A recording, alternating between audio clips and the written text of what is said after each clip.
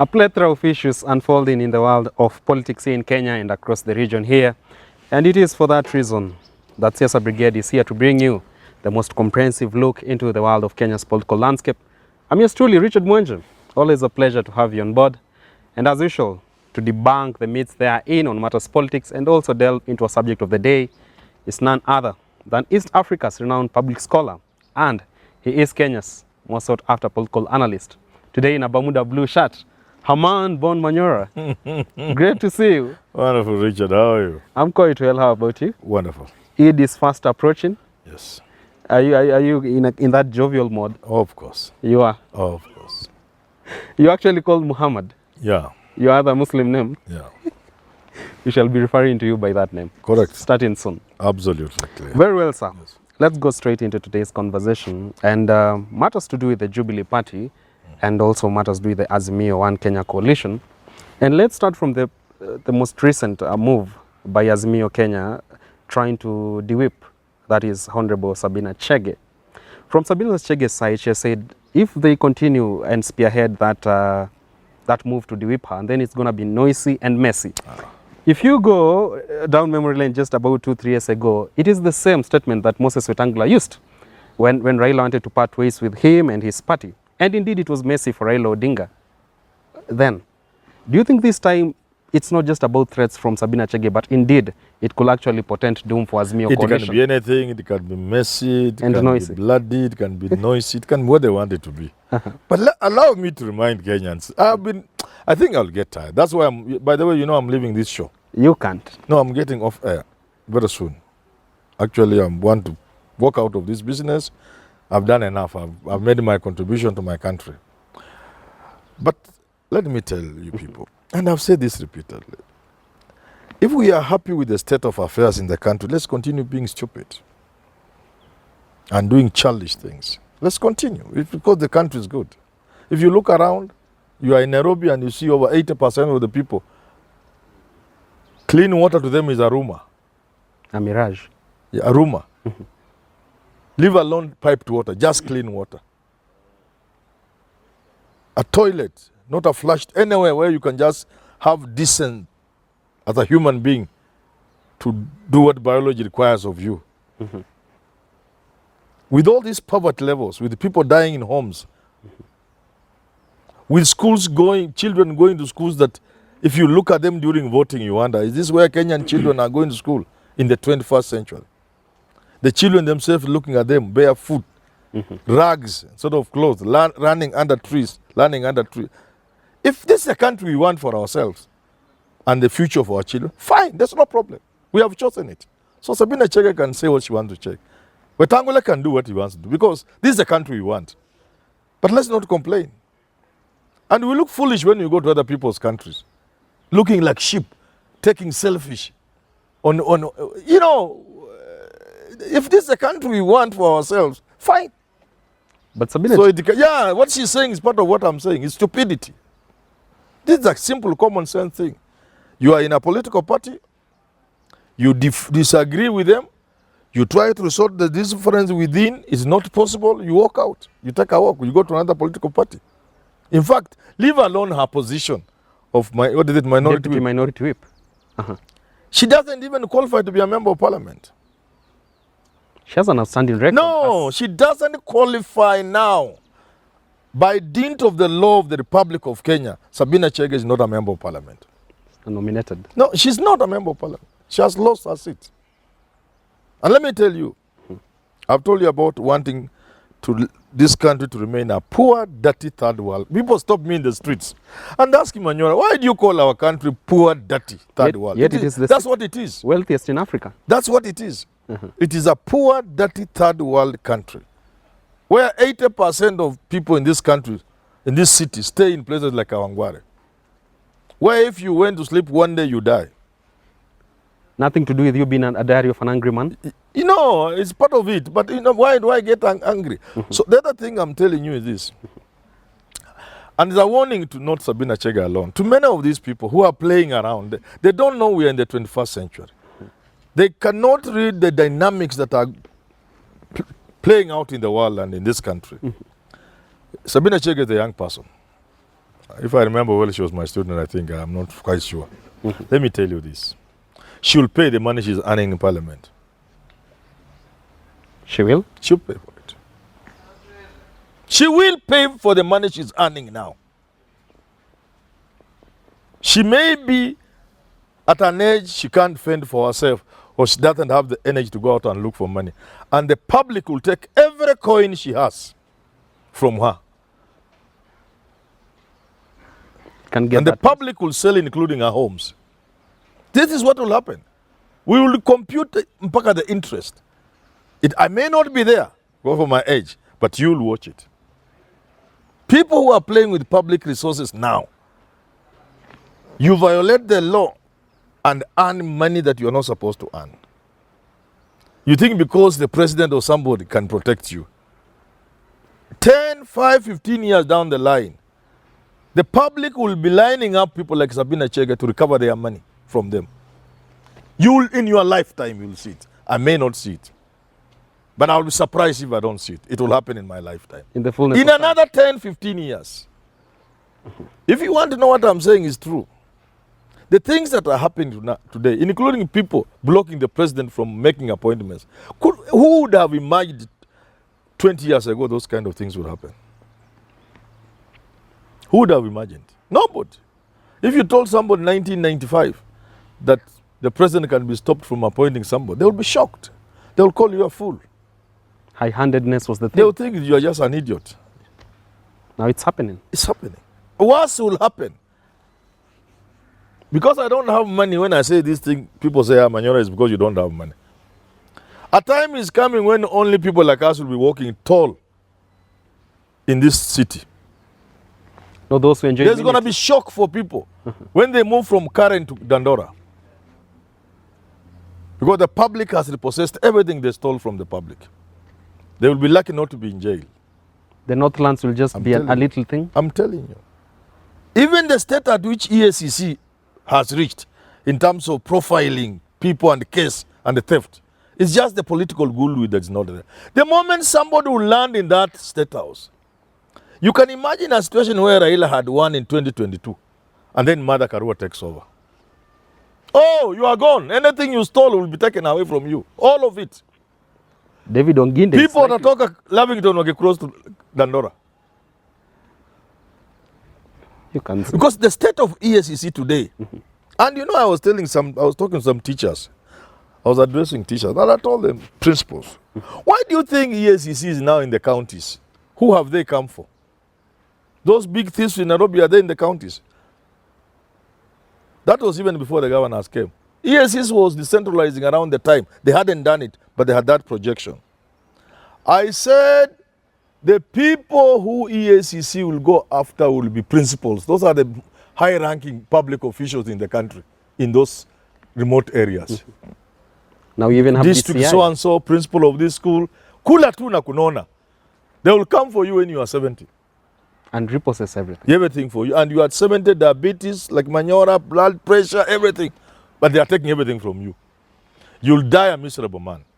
It is about Sabina Chege. This is, yeah, so Sabina Chege and the people, including the last parliament, who defected and went, opened offices, UDA, everything, but they continued to earn money.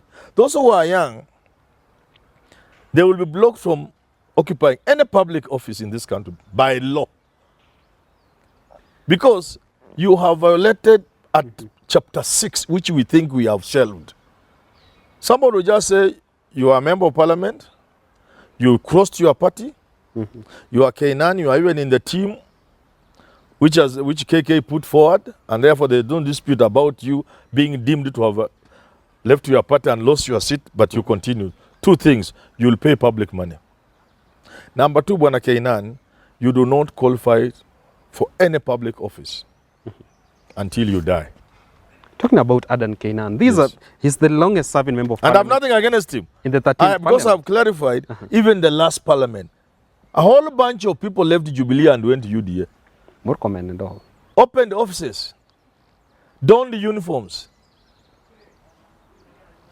Okay, went to media and did all manner of things. And even ran on UDA ticket, which was illegal. You remember those deadlines of the law, application of the law? Yeah, sure. You must have done this, you must have done this. A certain threshold. So you don't even need to dispute. It's just there because it is obvious, documented. They will, one, pay that money they earned in parliament. Two, they will be blocked from occupying any public office. Who want to those who are still young?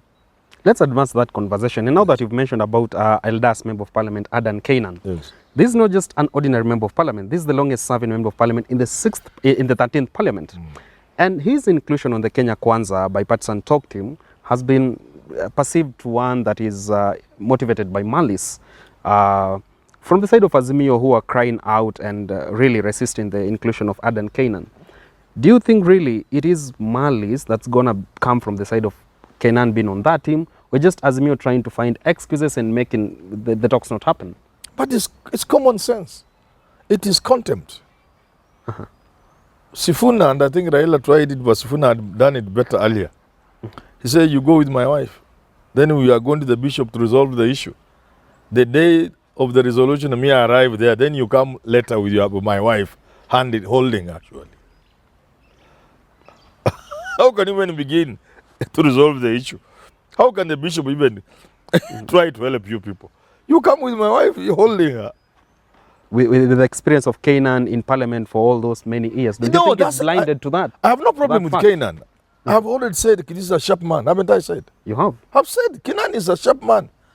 But is there no way he can make contributions without necessarily making Jubilee Kenya Kwanza look that bad?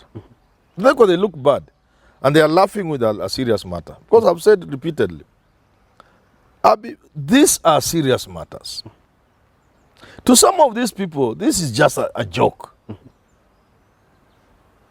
The thing is just the usual business, just jokes, politics. Tumewaweza, tumewalima 10-0. Actually, Belgut. That's what they think. Until kananuka. When it's perhaps too late, I mean. Kakinuka, kamenuka. And I've never shied away from telling Kenyans. When you are in exile, a refugee somewhere, you remember this voice. I may look foolish. I may look stupid. I may look a coward. But I know what I'm talking about. When you are in exile, or you are a refugee in some countries, when you realize the folly of what you are doing. Actually, talking matters. And let me tell you, there are refugees in this country. When they talk to me, people stop me, many people talk to me. They tell me, Manyora, you tell this people around here, why can't they talk to us? A guy was telling me, sometimes back I was shocked, that he has been suffering in Kenya for many years, yet he had acres of banana plantation. You know in Mogadishu, I didn't even know. In Mogadishu? Yeah. In Somalia. Acres of bananas. I didn't know. True story. And his father was a serious fisherman. That's the time I knew. It's quite some time back when he told me this. That's the time I knew that's why people are fighting for this coastline. Other than oil and natural gas. That coastline that we are fighting over is very rich in fish. And that Somalia has the longest coastline around here with wonderful species of fish. You can't finish. Vested interest there. The father was a big farmer, deep sea farmer. And he's suffering in Kenya, in Isili. Despicable. When he remembers that, the day he has gone without food, he remembers that. So people stop me. I have worked with refugees.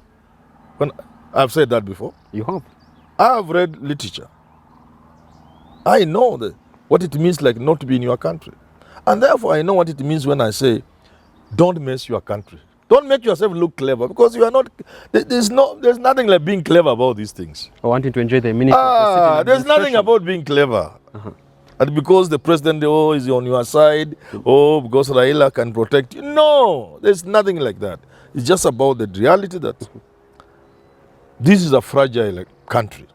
It can break.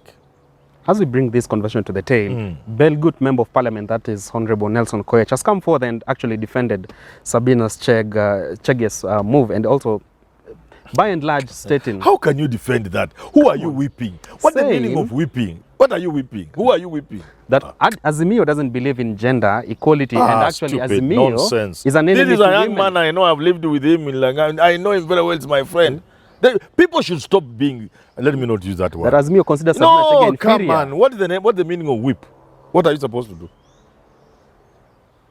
Surely. Who are you whipping? Who are you whipping? Come on, surely. The statement from him. The level of sycophancy, surely. Some of these things, even things coming from your mouth. If the Belgot man, coach, is a very intelligent man. Handsome young man like this, and intelligent. If this can come from that mouth of his, then we have lost the country. Could there then be an ounce Even mi nataka nimwambie, I'm going to call him after this. Nataka nimwambie, hebu uliza tu hata family yako. Ask even your wife. Just pull your friend aside and be, this is what I said, what do you think? Please don't spare my feelings. Just tell me the truth. They will tell you are being stupid. Azimio doesn't believe in women. Which women now? Which women? That they consider. But how can you whip people you are not? You have left the people. How do you whip them? A whip is a very important person, because it means if there's a very serious motion, she must round the MPs around that cause and that motion or that bill. That's our work. How do you round people you have run away from? It is the whip who whips people. In the process of trying to convince people to think alike and vote alike, those who go against the party in serious ways that can be accepted, she's the one to recommend for the people to be the whipped. How can she be the whip for? Come on. That's why I'm saying, now look at young people. If it is true Nelson has said that, and somebody I respect a lot. He knows me and I know him. We know each other for a long time. He's letting me down. He's letting you down. Because he's my son. I don't want to see my sons talking like that. It's letting me down. They should let an old man at least relax. Now they are making it very difficult for me to relax. Because every old man takes peace in the knowledge that there are people to take over from them. To pass down the ladder to. That if somebody attacked your homestead, you have men, your boys are now men, they can deal with that man as you take your mursik. Guardians at the gate. Yeah. Now when they are like this, as an old man, you are very harassed. You feel so bad. You wonder, am I safe if these are my children? No. You've picked concern with Gladys Beausoleil, now Nelson Koech. They are the same. And on both sides of the political divide. I'm not saying they are in Kenya Kwanza. They are also in Azimio. People who see things and you look at their age, because fight ultimately.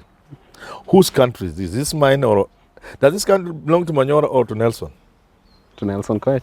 And Senator Methu. Yeah. Does this country belong to my age mates? Not quite. This country belongs to them. So they have the choice to mess this if they want.